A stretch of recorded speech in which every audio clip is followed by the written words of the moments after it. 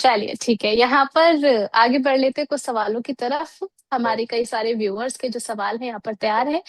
सपना सामल जी का क्वेश्चन है फोर्टिस को लेकर के, बाय कर सकते हैं क्या? अच्छा, ये थोड़ी सी नाराज भी चल रही है, हमसे कह रही है कि क्वेरी लेंगे या हमेशा की तरह स्किप? नहीं, स्किप तो नहीं हो जाता, कभी कभी हो जाता है कि देखिए बहुत सारे सवाल होते हैं तो मिस जरूर हो सकता है। फोर्टिस को लेकर के क्या व्यू रहेगा सर आपका? मैम फोर्टिस हेल्थ केयर, आप देखोगे इसका स्ट्रक्चर बहुत ही अच्छा बन रहा था। सो हम्म। इसमें कल कल के टाइम एक ब्रेकआउट भी अटेम्प्ट हुआ था। सो इसमें 1005 के ऊपर इसमें बाई कर सकते हो with an S L of 950। थोड़ा सा बड़ा एस एल है, बट टारगेट भी बहुत बड़े आएंगे। ये आने वाले दिनों में आपको 1050 एंड 1100 भी दिखा सकते हैं। हम्म। चलिए, आगे बढ़ चलते हैं अगले सवाल की तरफ। यहाँ पर सवाल आया है सर, जेएसडब्ल्यू एनर्जी और सुमितोम केमिकल को लेकर के आपका व्यू क्या है? जेएसडब्ल्यू एनर्जी की बात करें तो यहाँ पर जो है 569 के लेवल पर कामकाज करता हुआ नजर आ रहा है, 0.25% की डाउनसाइड के साथ में। सुमिकैम की बात करें तो 457 के लेवल पर कामकाज कर रहा है, यहाँ पर भी आधे परसेंट से ज्यादा की गिरावट है। अगर दोनों ही स्टॉक्स में से सर कोई पिक करना हो फ्रेश एंट्री के लिए, तो कौन सा स्टॉक बेहतर लग रहा है आपको? सो मैम फ्रेश एंट्री के लिए जेएसडब्ल्यू एनर्जी तो बढ़िया नहीं लग रहा। उसका सपोर्ट है 550। लेट्स सी 550 में कैसा बिहेव करता है। और सुमिटोमो अगर देखें, so Sumitomo chemicals, just a second, Sumitomo,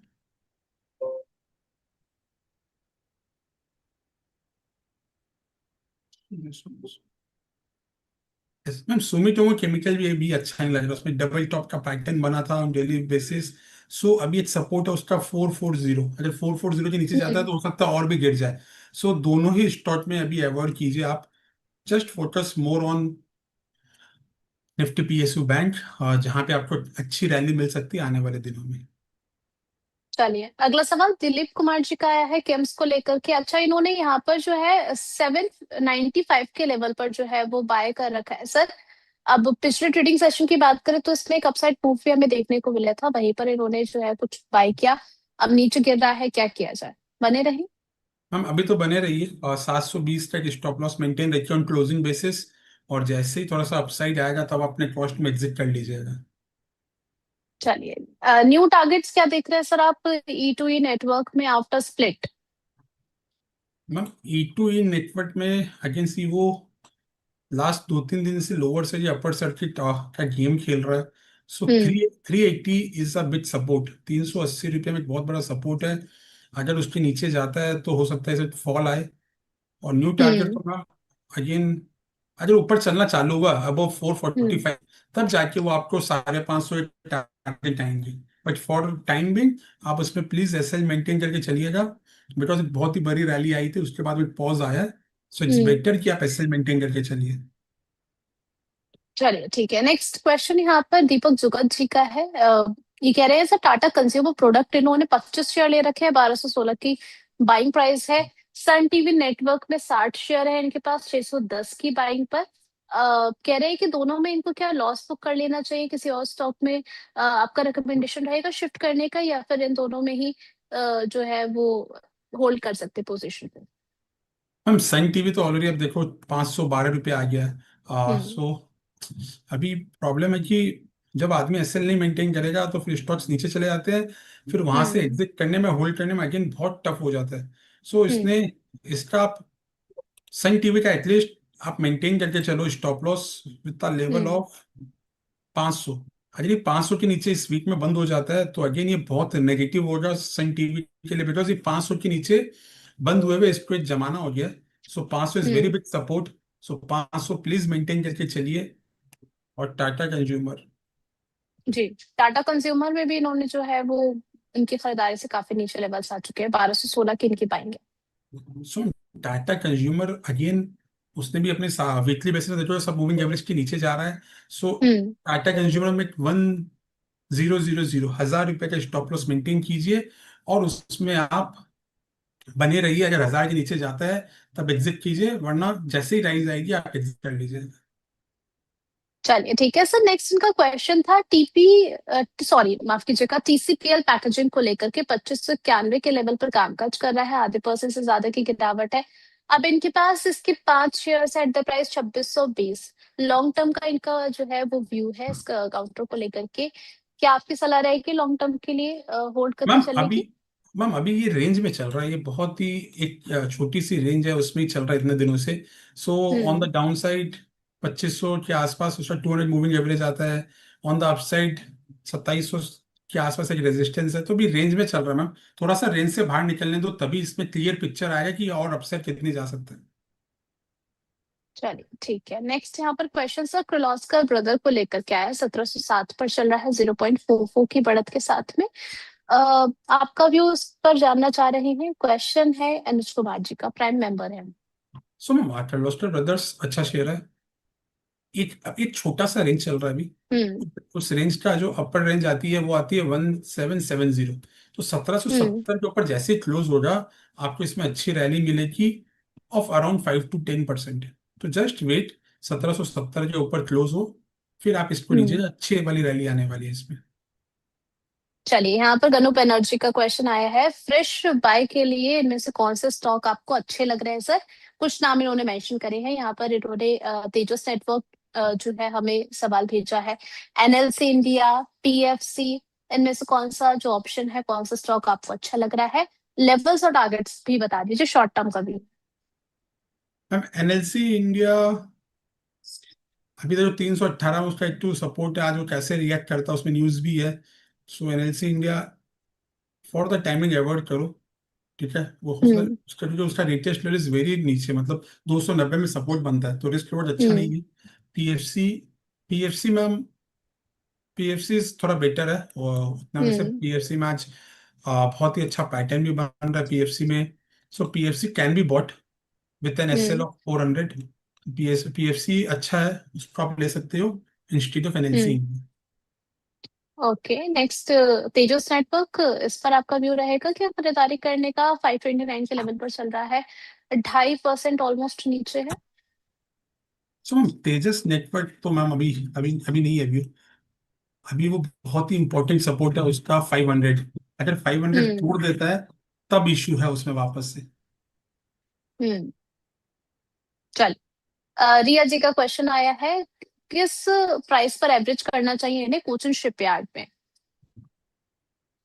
so ma'am उनका उनका अपन को बाई प्राइस पता नहीं एक्चुअली। सो किस प्राइस हम्म। पे अगर अगर वेट ही करना है, तो बेस्ट लेवल बनता है नो आपका। Sir, sorry to interrupt you sir, इन्होंने कोचिन शिपयार्ड में यहाँ पर अपनी बाइंग प्राइस मेंशन कर रखी है। यहाँ पर इन्होंने बाय किया है 1700 के लेवल पर, भी 1430 चल रहा है। क्या बाय अरे इनको एवरेज करना नो, चाहिए? नो मैम अभी एवरेज नहीं करना चाहिए। एटलीस्ट आप वेट करो, और हम्म। 1600 जाए तब एवरेज करो। अभी एवरेज नहीं, एवरेज करना नहीं बनता, बिकॉज सारे मूविंग एवरेज के नीचे ऑन वीकली बेसिस। या तो वेट कीजिए, एटलीस्ट हम्म। 1250 के लेवल का वहां पे बन सकता है कुछ चांस, हम्म। वरना 1600 के ऊपर ही कुछ चांस बनता है। चलिए ठीक है, यहाँ पर अगला सवाल इनका था सर वोल्टास को लेकर के, 1400 की यहाँ पर भी इन्होंने बाय कर रखा है। आगे के टारगेट्स क्या देख रहे हैं, क्या एवरेज करने की सलाह रहेगी? 1303 पर चल रहा है, 2.15% की अपसाइड के साथ में। मैम वोल्टास भी आप देखोगे ना, उसमें भी सारे हम्म। मूविंग एवरेज के नीचे चल रहा है। वोल्टास भी 1330 के ऊपर फ्रेश एंट्री बनी, 1330 के ऊपर अभी फ्रेश एंट्री नहीं बननी चाहिए। Hmm. M T A R tech, इनका अगला सवाल है, 8029 पर इन्होंने बाय कर रखा है। इसमें भी इनकी हाई लेवल पर जो है वो बाइंग इन्होंने की है। एमटीआर पे अभी देखिए तो 7430 के लेवल पर चल रहा है आज। अच्छी खासी अपसाइड देखने को मिल रही है 5.37% की। क्या इनको एवरेज करने की सलाह देंगे आप? सो मैम एमके टेक में अगर जैसे ही ये क्लोज हो जाता है अबव 7431 आज, अगर ये 7431 के ऊपर हम्म। क्लोज होता है आज, तब इसमें आप वो एवरेज कर सकते हो। आप और स्ट्रिक्ट स्टॉप लॉस मेंटेन करना है ऑफ 6800। तब इसमें आपको वापस आने वाले दिनों में 7850 और 8000 के लेवल भी दिखाई दे सकते हैं। ठीक है, यहाँ पर अगला सवाल सर इनका टाटा स्टील को लेकर के आया है। टाटा स्टील में आप आगे के टारगेट्स क्या देख रहे हैं? इनका जो व्यू है शॉर्ट टू मिड टर्म का है, 203 के लेवल पर चल रहा है। मिड टर्म में क्या टारगेट्स दिखा सकता है टाटा स्टील? हम टाटा स्टील वीकली में एक सपोर्ट था 200 का, शायद उसका सपोर्ट ले लिया उसने। और हो सकता है आने वाले दिनों में वापस, अगर 200 मेंटेन रहता है, तो आने वाले दिनों में हम्म। वापस आपको 220 और 230 भी दिखाई दे सकता है। हम्म। अथर्व जी का क्वेश्चन ले लेते हैं। क्वेश्चन है इनका रिलायंस इंडस्ट्रीज को लेकर के, 1440 की इनकी बाइंग प्राइस है। कहाँ पर एवरेज करना चाहिए इनको, और साथ ही साथ एचडीएफसी बैंक, यहाँ पे इन्होंने 848 के आसपास फ्रेश, सॉरी यहाँ पर 848 पर इन्होंने जो है बाय कर रखा है। मैम रिलायंस इंडस्ट्रीज, पता नहीं इस कंपनी को क्या इशू हो गया है। तो मैम ये वीक एटलीस्ट वेट कीजिए, अगर ये 1280 के नीचे क्लोज हो जाता है तो बड़ा नेगेटिव हो जाए for Reliance industries. So better है इस वीक का वेट कीजिए, अगर 1280 के ऊपर क्लोज होता है तब वेरी गुड, नहीं होता है तब बहुत बड़ी इशू आएगी, तब हम रिव्यू करेंगे वापस। हम्म। चलिए ठीक है, नेक्स्ट क्वेश्चन सर यहाँ पर आया है। ठीक है, फ्रेश बाय करना चाहिए टाटा केमिकल्स में, इंडियन बैंक में, एमटीआर टेक हमने बातचीत कर ली है। शॉर्ट टर्म के लिए क्या इन काउंटर्स में जो है वो नए खरीदार बन सकते हैं? हम टाटा केम में तो नहीं बन सकते, और हम्म। इंडियन बैंक फिर भी अच्छा था, हम्म। आप इंडियन बैंक में बन सकते हो। इंडियन बैंक में फ्रेश खरीदारी जरूर करनी चाहिए, जो हमने बात भी की थी स्टार्ट में। इंडियन बैंक हम्म। में आज का स्टॉप लॉस मेंटेन करके, जो लो था 845 हम्म। का स्टॉप लॉस मेंटेन कीजिए, और आने वाले दिनों में इसमें 920 950 के लेवल्स भी देख सकते हो आप। चलिए ठीक है, नेक्स्ट यहाँ पर अली हसन जी का क्वेश्चन आया है एनआईटी को लेकर के। एनआईटी इन्होंने होल्ड किया हुआ है सर, आज भी अगर हम इसमें देखें तो 5.34% की अपसाइड देखने को मिल रही है, 98 के लेवल्स पर चल रहा है। कंटिन्यू रहेगा ट्रेंड तो होल्ड करके रखे। ये सब बहुत ही अच्छा चार्ट स्ट्रक्चर है, बहुत ही ब्यूटीफुल एक्चुअली। सो उसमें आप होल्ड कर सकते हो, आप एसएल मेंटेन करके। एसएल थोड़ा बड़ा आ रहा है, बट अभी इसमें हम्म। होल्ड करना चाहिए मैम। और चार्ट इज वेरी ब्यूटीफुल। अगर ये 103 के ऊपर बंद हो जाता है वीकली बेसिस, तब आने वाले दिनों में और अच्छा मूव देखने मिल सकता है। अच्छा, नेक्स्ट यहाँ पर एलटी की बात करें तो आज इसमें भी जो है वो काफी तेजी, एक अच्छी रैली देखने को मिली है, 7.5% से ज्यादा की 3403 के लेवल पर ये जो है कामकाज कर रहा है। क्वेश्चन है इनका कि इन्होंने जो है एलटी में 3832 के लेवल पर जो है वो बाय कर रखा है। क्या व्यू रहेगा आपका?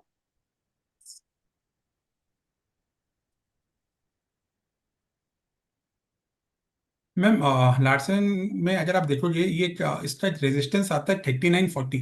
तो थर्टी हम्म। नाइन फोर्टी के ऊपर जब क्लोज होगा तब इसमें आपको अच्छी रैली फिर से दिखाई देगी।